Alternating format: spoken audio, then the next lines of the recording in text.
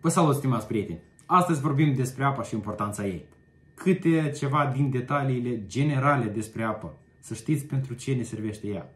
Ar fi: reglează regimul temperaturii în organism, ajută la transportarea vitaminei B și C, are rol de lubrifiant pentru încheieturile a organismului, spală rinichii scoțând din organism toxinele și menține echilibrul electroliților din organism. Metode de tratare a apei. Poate fi fiartă, poate fi adusă de la izvor, poate fi adusă îmbuteliată de la market și poate fi tratată la tine acasă. Aici ne oprim un pic mai detaliat. Pentru a distruge bacteriile, merită și trebuie să o fierbi pentru 20 de minute. Apa îmbuteliată e o sursă ok, numai că particulele de microplastic din ce în ce mai mult intră în organismul nostru de zi cu zi prin diferite metode. Așa că este iarăși o cale nu atât de sigură. Și plus la toate momentele astea poate să se mai răsfrângă asupra coloanei vertebrale, care cărând buteriile de 5 sau de 10 litri de apă, o afectează până la urmă. Filtre de tip ulcior sunt ok, numai că merită și trebuie schimbată partea activă cât mai des posibil, deoarece, iarăși, nu trebuie lăsată pentru timp îndelungat nefuncționabilă, deoarece se dezvoltă o microfloră acolo.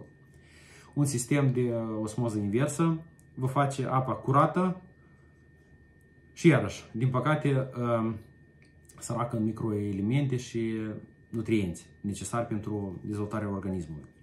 Ceea ce vreau eu astăzi să vă atrag atenție este sistemul nostru de tratare a apei, care îl avem din 2005.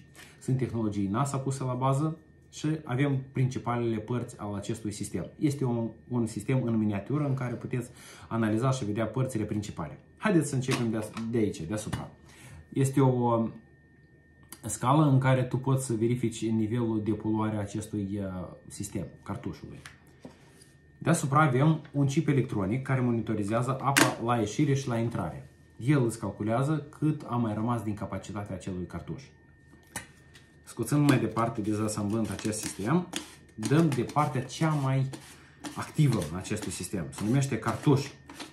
Și aici intră încă câteva componente cheie, cum ar fi o lampă ultravioletă care distruge bacteriile până la nivelul de 99% și se conectează exact când tu deschizi robinetul. Și această parte neagră este carbon presat din nucă de cocos care oprește chiar și metalele grele. Așa că eu am toată încrederea în acest sistem, îl utilizăm deja de mai mult timp, îl recomand cu toată căldura și făcând un calcul, în primul an când îl procurați integral, vă costă apa la 3,75 lei de bani.